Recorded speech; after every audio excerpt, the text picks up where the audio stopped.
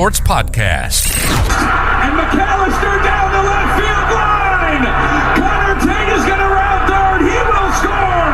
And rounding third is Blaylock. He will score. And the Dogs walk it off. If you're looking for the latest Georgia Bulldog news in football, basketball, baseball, and recruiting, then you are in the right place. It's third down, Bryce Young's career. You need 10, play clock at 4. From the pocket, launching downfield, underthrown and intercepted. Keely Ringo has an escort down the sidelines. All the way to the end zone, and Georgia is going to conquer the Crimson Tide. Hosted by Jeremiah Stoddard and Jonathan Williams. Georgia on the mountaintop. Demons be gone, and the drought is over. National champions at long last. Just sit back, relax, and prepare yourself for these hot takes you're about to listen to.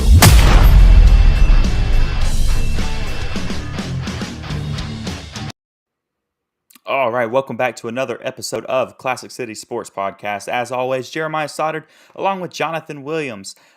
It's a good day. It's Wednesday, 8 p.m. We're live for you. A lot of stuff to talk about today, right? A lot of stuff to kind of unpack in Dog Nation this week.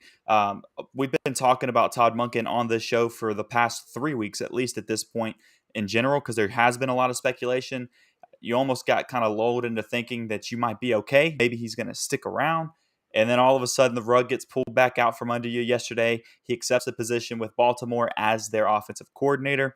So now Georgia is, having to regroup on that. But they obviously, it kind of expected and had a plan set in place, because minutes later, you see Georgia has hired Mike Bobo as your new offensive coordinator. So there was a plan set in place. It was ready to launch. It literally immediately after that decision was made by Todd Monken to accept said position at Baltimore.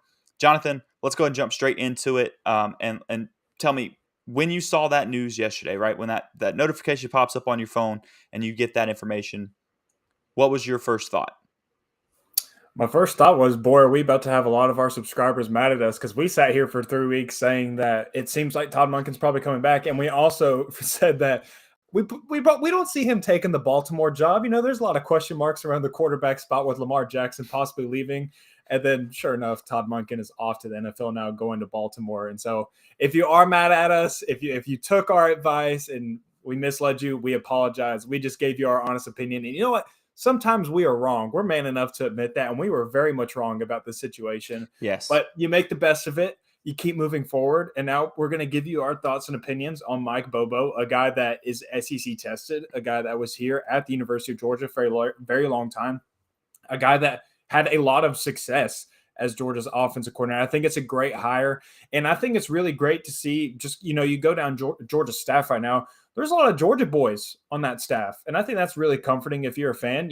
Stacey Searles was once at Georgia before. I know he didn't necessarily he wasn't like Georgia root and everything, but he was once at Georgia before. Now you got Mike Bobo. That's another Georgia guy. Kirby Smart, Will Muschamp, Todd Hartley himself is a UGA grad, I believe. So you got a lot of Georgia blood in this staff. And I think that is great. I mean, that's kind of what led you to this point, what led you to 2 national titles.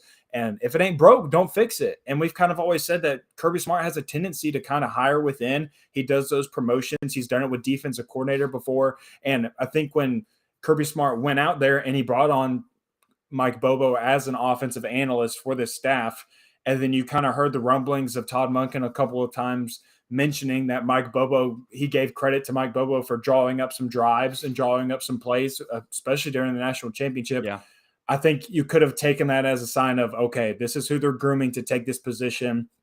And sure enough, as you said, they literally mentioned it within minutes of Baltimore announcing that Todd Monken was taking their offensive coordinating position. So I think it's a good move. I think it's a great move for Georgia. I think it provides some continuity. It's a face that a lot of kids are familiar with now, guys that have been on that roster. And it's a face that recruits are familiar with as well. That's a name that a lot of people know. And while Bobo didn't necessarily have a lot of success past Georgia, he brought a lot of good things to UGA. I mean, Georgia averaged, what'd you say, 41.7 points per game this last season with Todd Monken, and the last Yes. time that Georgia averaged over 40 points per game was with Mike Bobo in one of his last few years at the University of Georgia. So I think it's a great hire, and I think it's a great hire, and I think Georgia and Georgia fans should feel very comfortable because, I mean, if Kirby Smart likes this move, then everybody should like this move.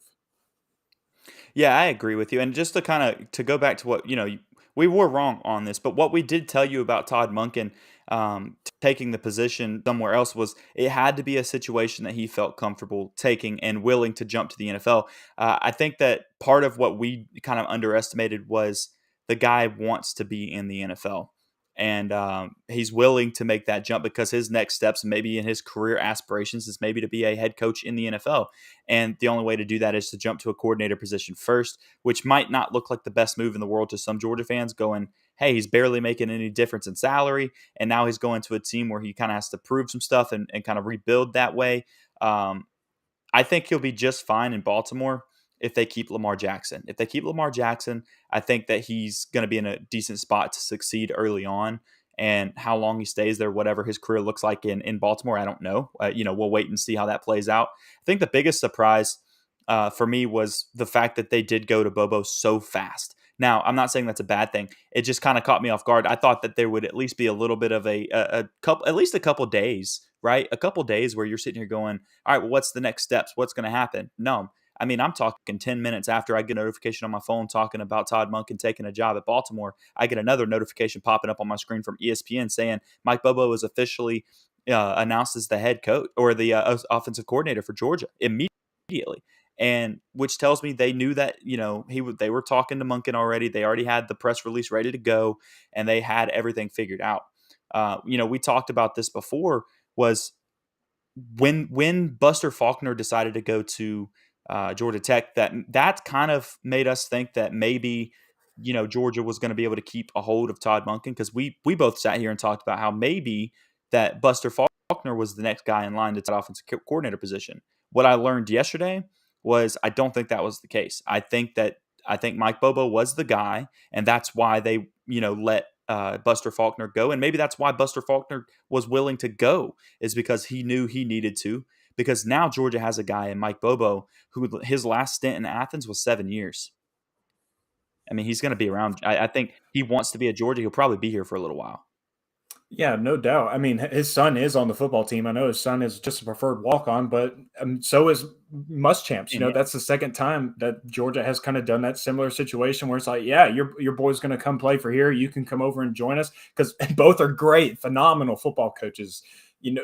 Just kind of looking back at Mike Bobo's stint at the University of Georgia, he helped develop Aaron Murray into the SEC's leading passer, still holds that record as of right now. And then also, like, you go to think about it, like, sure, like Aaron Murray, Matthew Stafford, far and away the two best quarterbacks that he had during his time as a Bulldog. But then even like years with Hudson Mason, which no discredit to Hudson Mason, but Hudson Mason is far and away from one of the UGA greats at the quarterback position. Georgia still averaged like 37 or 38 points per game that year. So, and I know under Grayson Lambert. No. Here's the thing: Grayson Lambert that year. That was the 41.3 points per game season in 2014. That's what with in 2014. That's the year that he had 41 points per game. So Hudson think about Mason's who was that quarterback. Hudson Mason's year. Yeah. So you had Todd. That should tell y'all something, man. Yeah, that should definitely tell you everything you need to know. And you go look at his track record. Like, I believe you can go on 247 and you can look at like Mike Bobo as a recruiter, and then you can look at like his top recruits that he's brought in. Like Trenton Thompson's on that list, Terry Godwin's on that list, Matthew Stafford's on that list, Aaron Murray's on that list. Just go down it. There are a lot of good names on that list. So he's a really good recruiter, and that's something that Mike Bobo is going to give you that you didn't necessarily have in Todd Monken, because we sat here and told everybody like, Todd Monken's not out here flying around the United States going to visit recruits and doing all of that, not whining and dining anybody. He's going to help out a little bit. He's going to get his quarterbacks and stuff, but he's not out there. That's not why he was there. If that's what they wanted him to do, he wouldn't have been at Georgia for as long as he was. But Mike Bobo is someone that is going to go do that. He is someone that is going to put an effort on the recruiting show. And it sounds like he's very excited to kind of get back into that and have a bigger helping hand in that. So that's a huge plus for Georgia when you're trying to go and get guys like Dylan Raiola and these other offensive playmakers that you're seeking out there across the United States. So that's a huge plus for Georgia. It's something that Mike Bobo is going to give you that you didn't have in Monken. So that's some silver lining for you if you are pretty bummed out about making this transition from Todd Monken, which, I mean, why could you not? He was very productive. But even if you are upset, like, think about like something that I've mentioned, and I've made tweets about this, and we've talked about this on the show, is that Georgia's offense this year might be one of the most talented offenses in program history. Better than anything that Bobo had during his time at Georgia or anywhere at any point in time in his career. So now you're going to take what he was able to do back in 2014, 2012, whatnot, and you're going to give him this loaded offensive roster, and you have Carson Beck, and you got a really good running back room, and you got the best tight end in the country, a guy that's going to be a top 10 pick probably in the near future, and all these wide receivers, dude. And the best, without a doubt, the best offensive line that he's had. So, I mean, goodness gracious, it's absolutely loaded down. And Mike Bobo's an excellent play caller. So when you put all of that together, Georgia's going to be just fine offensively this next year, without a doubt.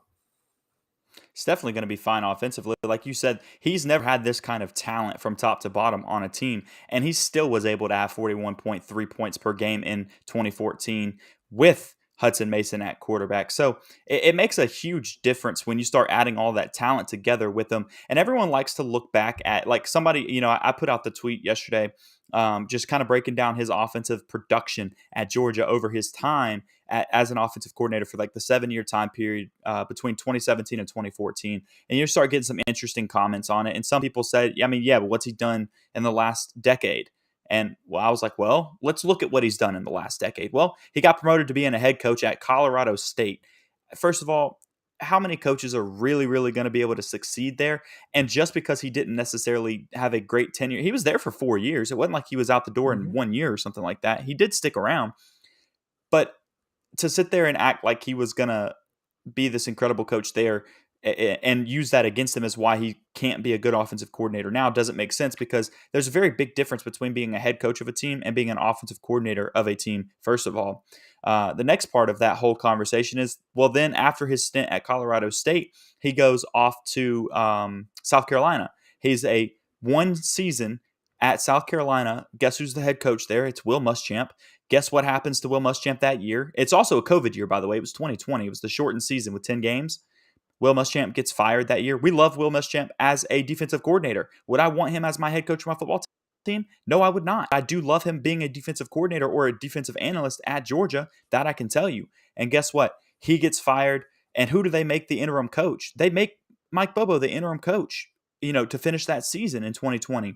So obviously he doesn't stick around when they go to Shane Beamer. Shane Beamer doesn't hire him on. I don't know that that's necessarily a negative view to put on. I know that the stats that season weren't great, but look at South Carolina's roster that year. It wasn't great.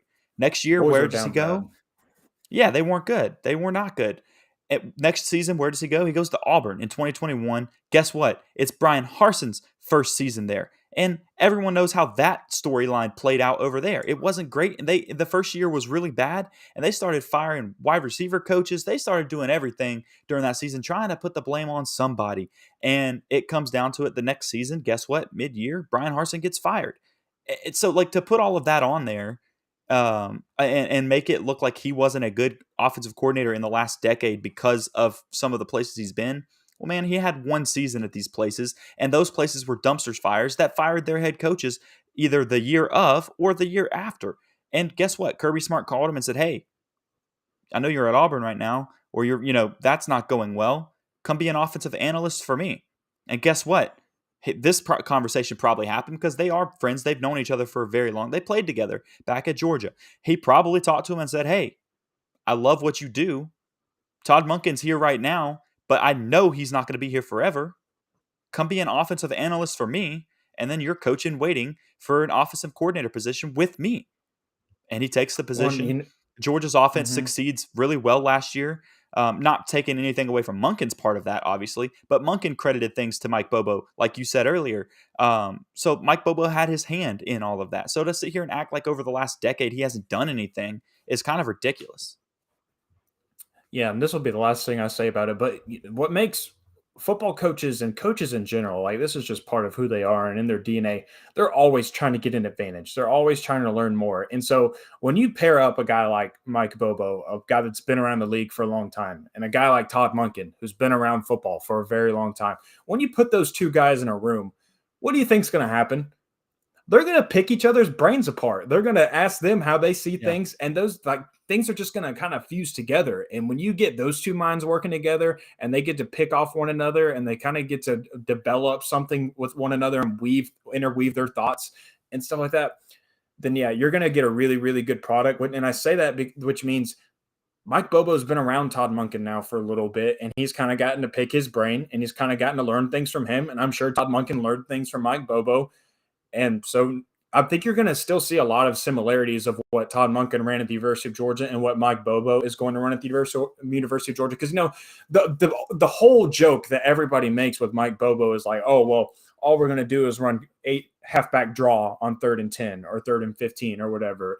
Look, that was a different era of college football when you think about it. And that was a completely different roster back then. Look, your entire offense ran through Todd Gurley. Freaking stud running backs that they had back then. Yeah. It was Todd Gurley, Nick Chubb, like all those guys. Like that, your entire he had no offense Sean Marino back in like early on too. Like you're talking like this guy had the best running backs to come through Georgia. Yeah. Yeah. But the game's developed now. It's transitioned into a different style of offense. The pace of game has kind of picked up a little bit, and things have just changed, as does anything over 15 years or whatnot. Yeah. And so you're not going to see the same thing. You're not obviously he's still like, you don't completely facelift the offensive coordinator or yourself during that time period. So you're still going to see a lot of things that you probably saw back then that you will see this coming year with Mike Bobo. But my point is that as the game changes, so does offensive coordinators. And as your offense changes, then you kind of have to change how you call your games and whatnot. And so all I'm saying is I'm really excited to see what Mike Bobo does with this offense. And I'm really excited to see not only the similarities that I can see between Todd Monken and Mike Bobo, but just how this offense is going to look now and how Mike Bobo is going to utilize all these guys, because it's still going to be like this roster this year for the offense is different from last year's. You don't have a Darnell Washington and whatnot. So I'm just really interested to see how that looks and how Carson Beck feels in this system, if he is the starting quarterback, whoever is tabbed the starter. So I'm just overall excited for that.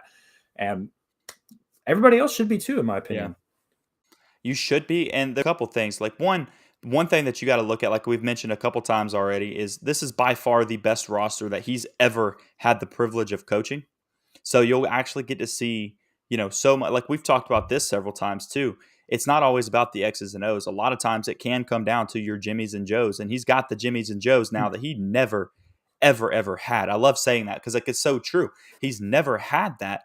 And now he does. So it'll be interesting to see how his X's and O's can match up with those guys, because, he is a good coach, I do believe, and we'll really be able to see how well his plans can be executed and everything, and how much he's able to draw up. And like you said, a lot of that offense is still going to look like what it has under Todd Monken. It's something like that doesn't change. He was in the system last year, so he did get to be a part of it. So he knows how everything rubbed off.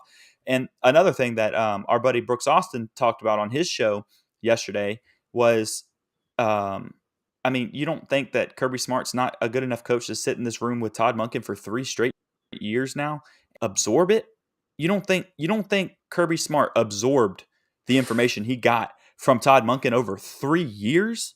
I mean, we sit here and talk about this all the time. Kirby Smart's one of the greatest college football coaches out there right now, and just one of the most intelligent, and he's so quick to learn these things and adapt to he's adapted so much on offense over the past several seasons at Georgia in general. Y'all don't think that he absorbed the information from Todd Monken to still plug and play with whoever's next, like whoever he puts in that system? You don't think there's a template that's already been lined up saying, hey, when I leave, this is what you should be doing, by the way? And Kirby does that. He finds something that he's comfortable with, especially on the offensive side of the ball, because he's not the brains behind the operation all the time on offense. We've seen that. We understand that. That's okay. He designs everything you would think on defense, but on offense, once he finds something that's going to work, you don't think he's going to just stick with it? And like you said too, back in the old days of college football, it was a lot more run heavy. So yeah, you did see Bobo run a decent amount when he had those great running backs that he did have. But guess what? he's got some pretty good running backs on his roster this year as well to balance with that crazy offense that we're going to be talking about for the entire season as well. So let's jump into our next part of it, which is our running back conversation. During the offseason, we are going over each position group. We've already covered your quarterbacks, and we covered your outside linebackers last week. So we're going to start covering running backs this week, and then we'll move on to another position next week, which is to be determined based on a Twitter poll we will run. Maybe corners. We've been talking about kind of doing that for a little bit. Haven't got to them yet. But let's start off with running backs. Jonathan, with this running back room that you have right now, how are you feeling?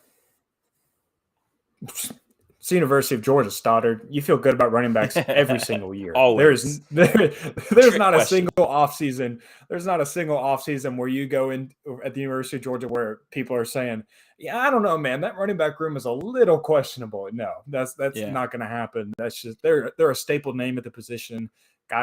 Obviously, they regard a lot of it. They've taken a lot of attention from recruits, and they got a lot of good players on this roster. Again, I think getting Kendall Milton back again is huge, as good as everybody else is. I think that's a huge plus because, I mean, he ended the year averaging experience and he was, he was without a doubt. And he finished the year really strong, had a great game against LSU, and he was running the ball really well, dealt with some injuries, which has kind of been the thing for Kendall. But I think that this could be the year where you finally see him stay completely healthy. At least you hope you can. Dejon Edwards is just one of those.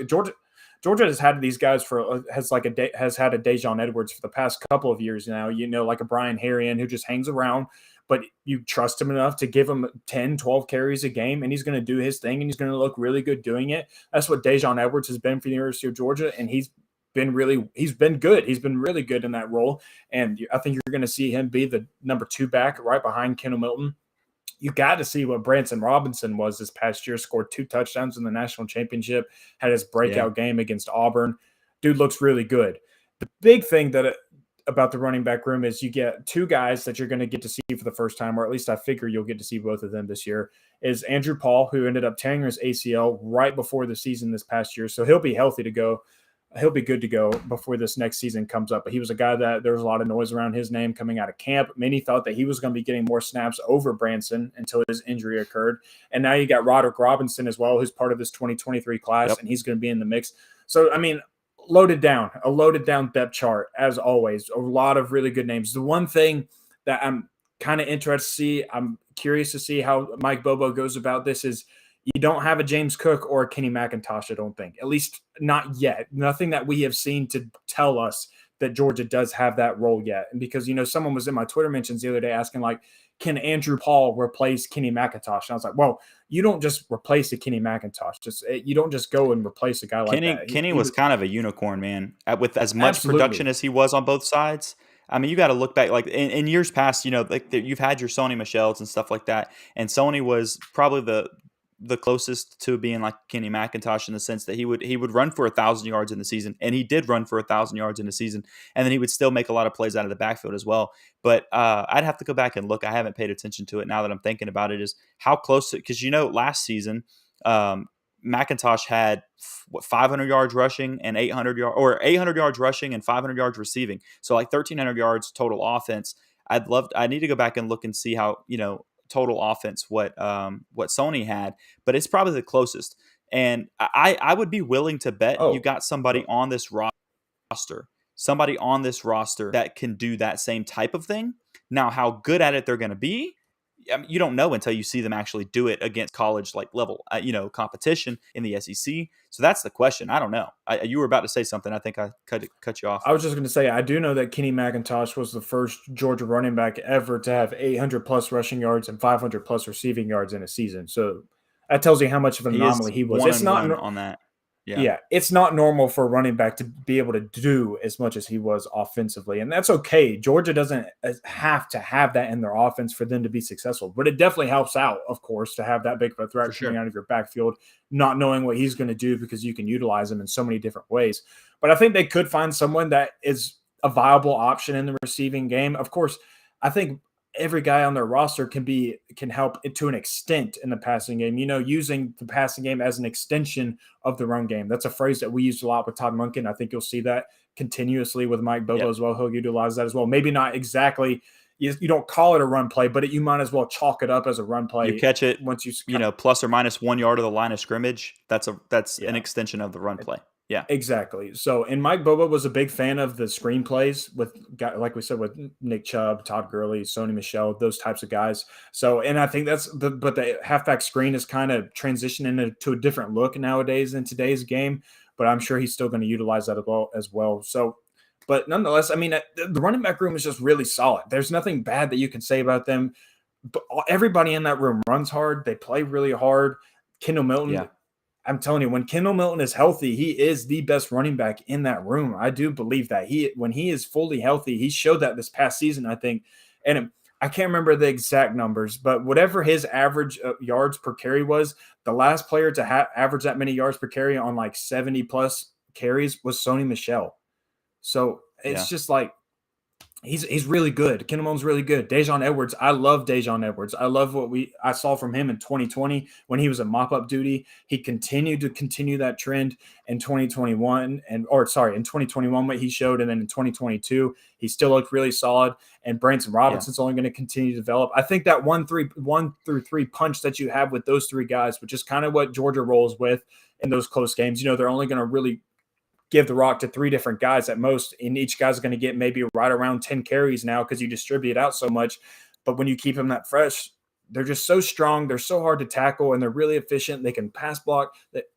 Just anything and everything you can ask out of a running back. Georgia develops really well at that position. Del McGee does a hell of a job, and it's why they've continued to produce so much talent at that position every single freaking year. It's ridiculous. I do think the biggest question mark is going to be, because I think you're right. I think you start up with Kendall Milton as your number 1 most likely, and you got Dejon Edwards as your number 2, or maybe those are 1A, 2 or 2, 1B kind of thing. And then you've got your third guy is going to be Branson Robinson. One of those 3 guys, if those are your 3 guys that you're rolling with, one of them has to take up that receiving back type role. And I don't know who does it. Maybe I would say in those 3, I would probably put my money on. Honestly, Dejon. I think Dejon's probably going to be just because I haven't seen as much of Branson yet to see what he's going to be able to do. And I know everyone talks about him and talks about how he reminds us of Nick Chubb type style. And if that's the case, if that is the type of running back that I'm not putting that on him. That's what people say a lot, right? That's the comparison that he gets, which is a really, really high comparison for everyone. Go back and look at, if you don't remember, go look at how much production Nick Chubb had at Georgia. That's insane. But if that's the case, and that's the type of running back he is, Nick Chubb was not exactly catching a bunch of passes out of the backfield. He wasn't really utilized that way. Sony Michel was. And that's where that offense kind of rolled. So, and I have seen enough of Kendall to say that I don't think that's Kendall's style game, which leaves me to believe that if that's your 3 you're running with, I think it's got to be Dejon Edwards. That's who you got to look for, unless you're going with somebody else. And at that point, that mixes up that whole front 3. Because you can't just mix in a guy like maybe Andrew Paul or somebody like that, or Roderick Robinson. We haven't seen those guys get to play yet. And so if you're going to start letting them be the receiving back, all of a sudden they become one of those 3, the top 3, and then you kind of kick out somebody else. And I don't think that's going to happen this year. I do think that, there was a lot of positive talk in the offseason last year about Andrew Paul before he tore his ACL. So I am excited to see what he's going to be able to do in late game situations. Maybe he gets to come in like Branson did last year and, late games and just kind of show everybody what he can do. That's what I'm excited to see from him. But as far as like a receiving back, I'm going to go out on a limb and say I think that's going to be Dejon this season.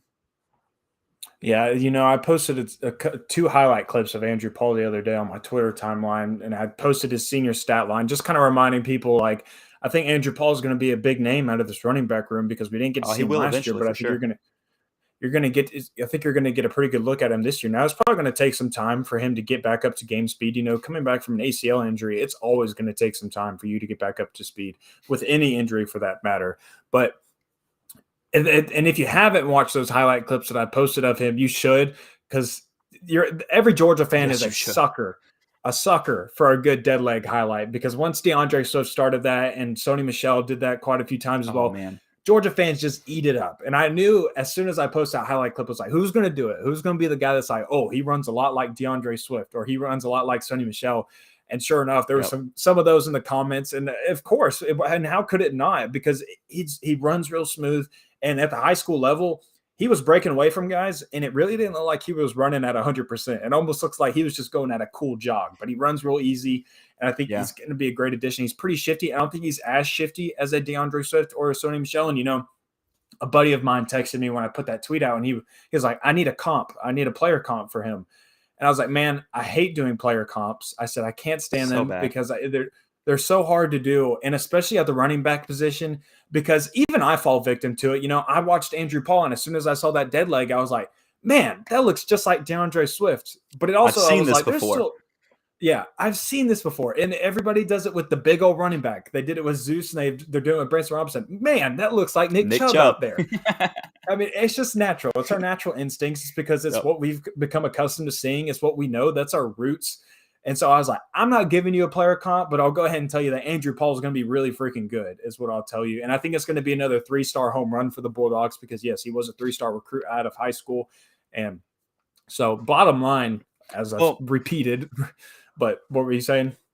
Well, if that's the case, right? Like if he does say he does have a similar play style, because once again, I'm not putting this on him just like you're not. If he does have a similar play style to Sony Michel and DeAndre Swift on that, he's more of your elusive type back, and he would be the guy that maybe next season he would be your receiver out of the backfield, your shifty, he did have kind of like Swiss Army knife 24 receptions or something like that his senior year in high school. So he has done it before. He has been in that role before. He so has I think that he very style. well could be. My biggest thing is I don't think you see it from him this year much. You might occasionally, but once again, with Georgia, those top 3, he's going to have to knock somebody off, which means he would have to go out there and show that he's better and demanding more snaps than maybe a Branson Robinson, Dejon Edwards, or a Kendall Milton. And, last season, Kendall was hurt a lot, and he found himself kind of slipping a little bit. I think by the late in the season, he kind of slipped behind Dejon because of those injuries and everything. But once again, like we talked about against LSU, even in the playoffs and the national championship, you started seeing a little bit, some flashes out of Kendall again. And it was kind of nice to see. He had some of his best games of the entire season at the very end of it when he's presumably healthy again. And so I think that if he stays healthy and you get Edwards is healthy and Branson stays healthy, it's going to be really, really hard to see Andrew Paul get on the field outside of your mop-up duty stuff early in the season. Maybe something changes. I mean, every single day in practice, Kirby makes it very clear to people, even at the quarterback, it's competition. You can go out there and lose your job. Actually, speaking of that too, Aaron Murray he was talking a couple weeks ago, and he was talking about how Bobo was out there. Hey, Hudson's looking good in practice today, by the way. You got to step up your game, Murray. Like Hudson's looking good. And so he's going to bring that same motive or that same energy and motivation tactic to the game as well. And so he's going to make sure all those running backs, along with Del McGee, we know he's incredible running back coach. He's going to keep on these guys the same way. They're going to make sure they get the best out of them. It's going to take a lot for a young player that's coming off an ACL. That's the other thing. Coming off the ACL injury, it's going to be really, really tough for him to be able to jump up in this year. So maybe too early to see him be able to kind of shine that much this year. But next year, he's definitely, go ahead and mark my words, next year he's a name that you're going to, hear a ton. Yeah, no doubt. I think it's, breaking down the running back room, it's not like it's a hard job to do for the university. Like I said, they're good. You could honestly leave it at that. Like, they're really freaking good. They're really talented. And it's because they are. But I think what has been interesting is how you've kind of seen Georgia change, because Georgia's changed at a lot of different positions, kind of the player personnel that they recruit and whatnot. But Georgia's changed in a different way at the running back spot, whereas when you had Todd Gurley and you had Nick Chubb, and I know that those two are anomalies, and it's really not fair to compare those two to anybody else or anything that Georgia's ever had at the running back spot. But, that's just who you fed. You gave them 25 carries a game, and they had 1,100 rushing yards every season or 1,200 rushing yards and whatnot. But Georgia has kind of wavered away from that, and now it's like a trio running back. 1,400 one season. 1,400, yeah. You don't see Wasn't that his anymore. Freshman year? I think that was his freshman year too. Yeah. That's wild. You don't see that anymore. Georgia feeds it around so much. And I think that's because, each guy might, like your lead rusher might have 13 carries, and then your next one might have 9, and then your next one might have 7. And it's worked out really well, and you distribute it out a lot. And I said it keeps them fresh.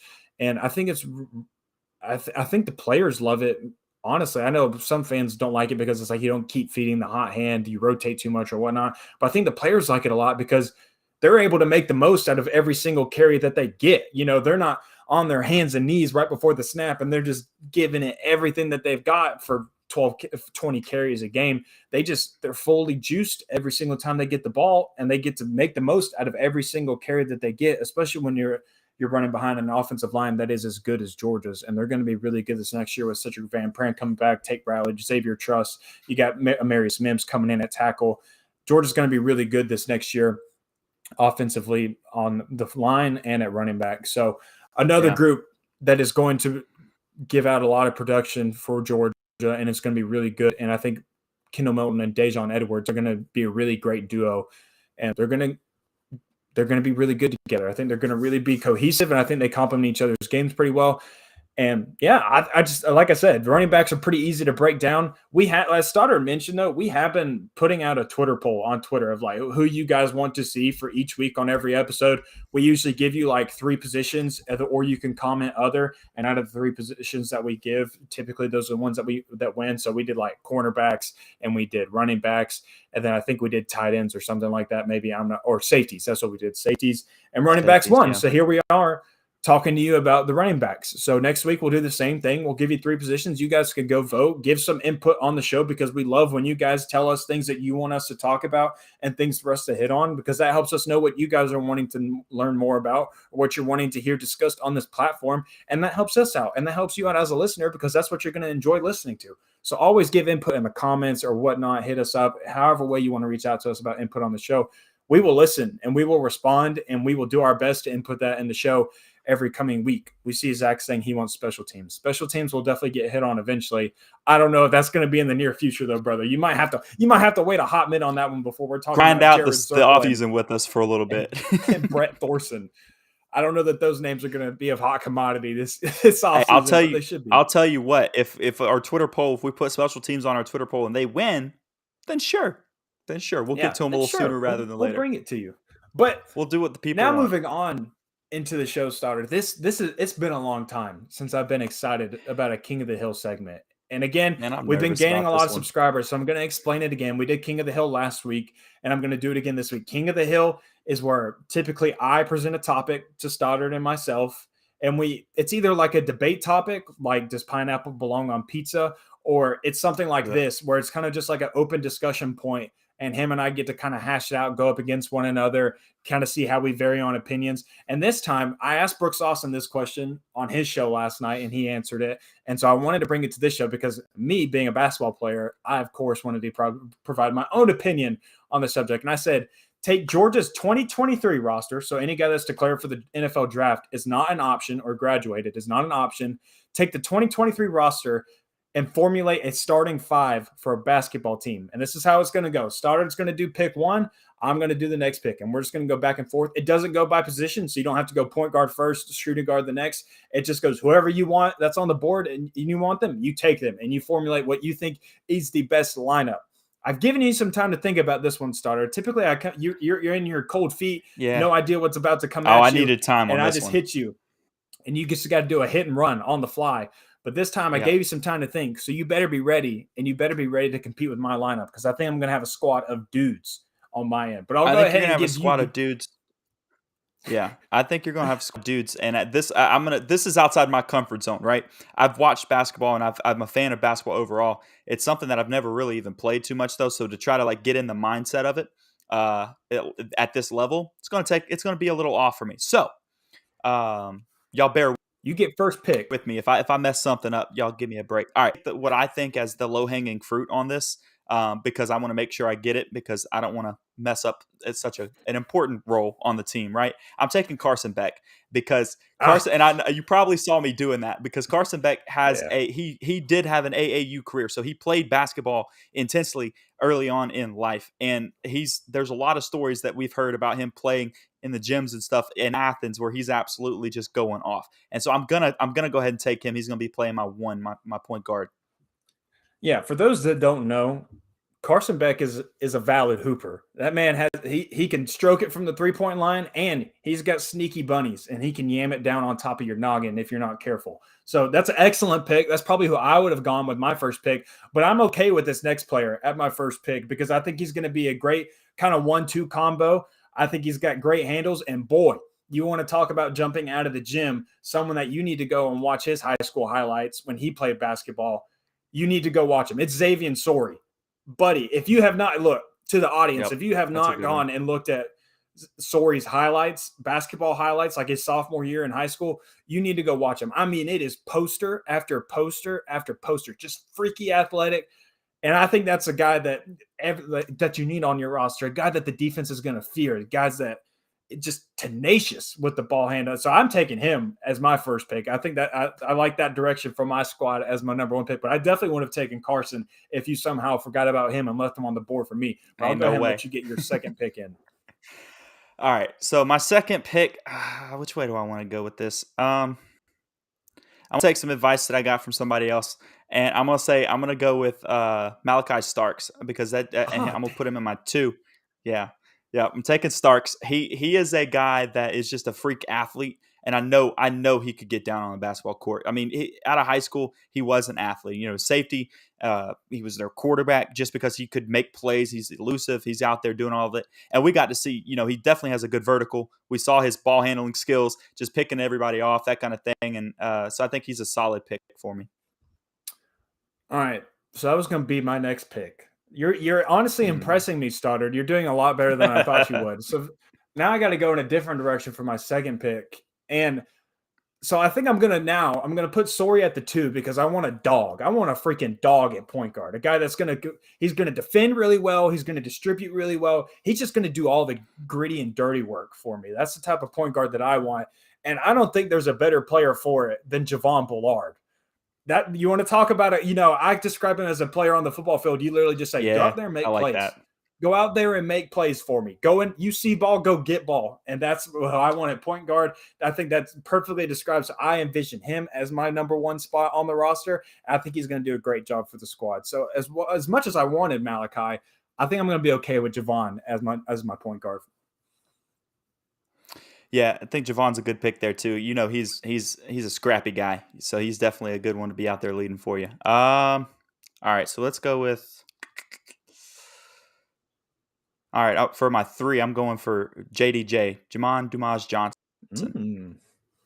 That's I got some advice from somebody on that one as well. So okay, I did my research, and word is he can play, okay? And he's good at that middle position there at 3. Did not know that. He's going to do some work for you. Yeah. I might have to do some digging about some JDJ mixtapes on the hard floor. I think I might have to do that. That's a thick dude that you got at the 3 spot. So not a bad choice.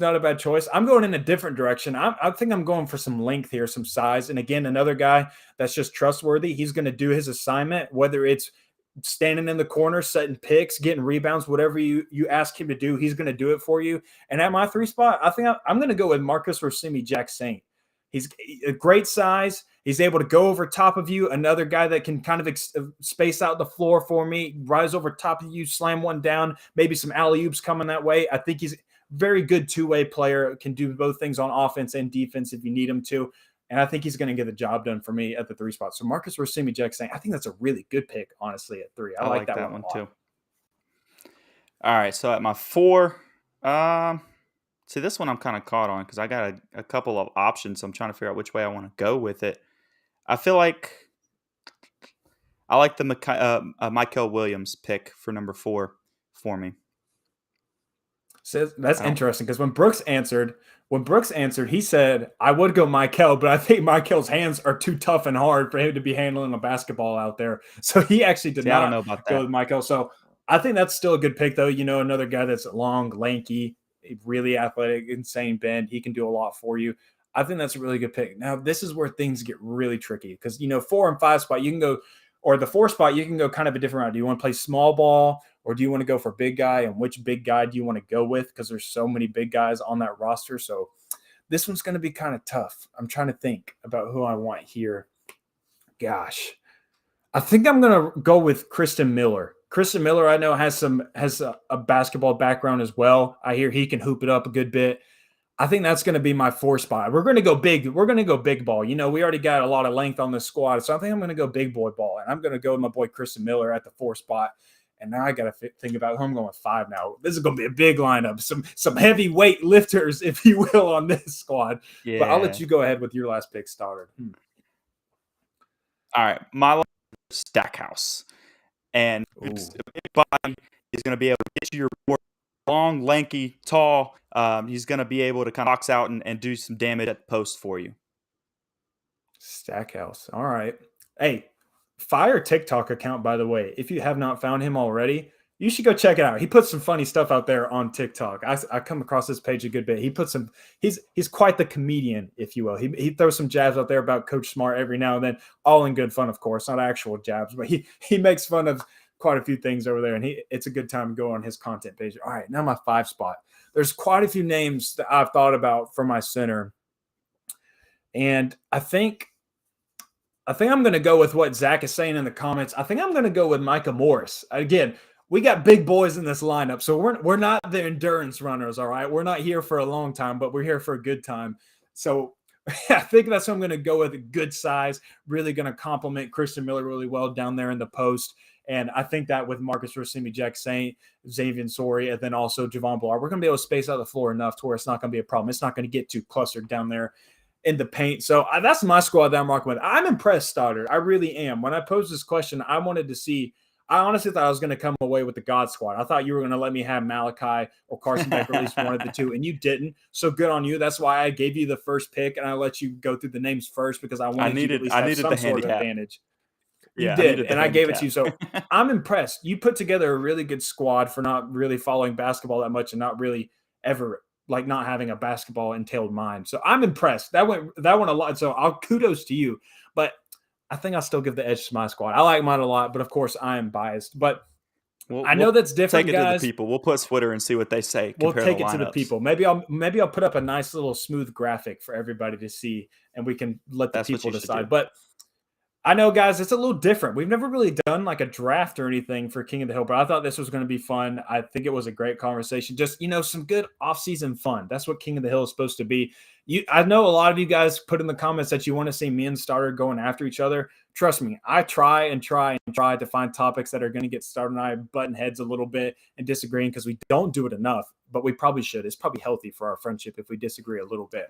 So I'm going to do my best throughout this offseason to find some good topics. That's the problem. We try to do it.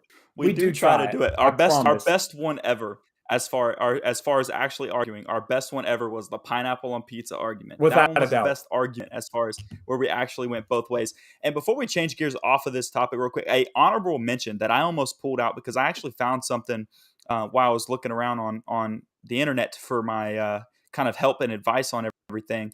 Darnell Washington at one point last year was asked about his five guys. Now, I couldn't, go down his list because he had Jalen Carter himself and a couple other guys. I'm trying to remember who the other person was. There was one other person I think I couldn't use. But one person that he did, 2 people that he mentioned on there that I could have potentially used that I almost put on there was Nyland Green was one of them. He said he was a hooper. So I almost pulled that one. And then Amaris Mims, that apparently he was pretty good as well. So those are my other options that I almost went with. Those are the honorable mentions of this based on what Darnell Washington himself said. So I'll give you another one. Now, of course, he wouldn't have been available for this draft, but Trevon Walker went to Upson Lee and Georgia. If we could have gone, if we could have picked somebody like him, 100% would have picked him. During his time in high school, I think he lost maybe one game as a basketball player. His team lost one total game. I believe that's correct. They had an insane record during his time while he was in high school. So they had a squad down there at Upson Lee, and that boy was balling out as well. I remember seeing his highlights on my timeline, and boy, jumping out of the gym, freaky athletic, would have been an obvious, again, number 1 overall pick as he was in the NFL. But guys, that's going to do it for this week's episode. Again, we appreciate all the new listeners that have been tuning in to us and have been subscribing to us and showing us the love. We really do appreciate it. Absolutely. We've doubled our subscriber count in a month, guys. It took us literally a year. a year to get to 100 subscribers, and we've gained 100+ subscribers in the month of January, and now trickling into February. We're almost at 300 already, just like that. We're almost at 300 now. So seriously, we can't thank you guys enough, and thank everybody enough that continues to support us and show up in the live chat every single week on Wednesday nights at 8 p.m. We sincerely appreciate it. We love all of you guys. We really do. We appreciate everything that you do. We love the people that drop comments, whether it's constructive criticism or if it's things that you liked about the show. We appreciate every single one of them. We read every single comment, and we take your guys' tips, and we love hearing back from you guys after the show is done. But that is going to do it. We appreciate you guys for showing out, and make sure before you head out, you like and subscribe. Like that video, subscribe if you haven't already, and our boy Stoddard is going to close us out.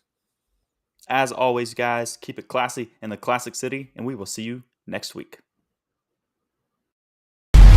Thank you for listening to this week's episode of Classic City Sports. Take a second to subscribe, rate, review, and share with your friends and family. Feel free to reach out to the Classic City Sports crew on Twitter with any topics you'd like discussed. You can reach out to Jeremiah at The Stodfather, to Jonathan at Dr._J Will, and make sure to follow at Classic City Pod for show updates. Check back next week for a brand new episode. In the meantime, two simple words which express the sentiments of the entire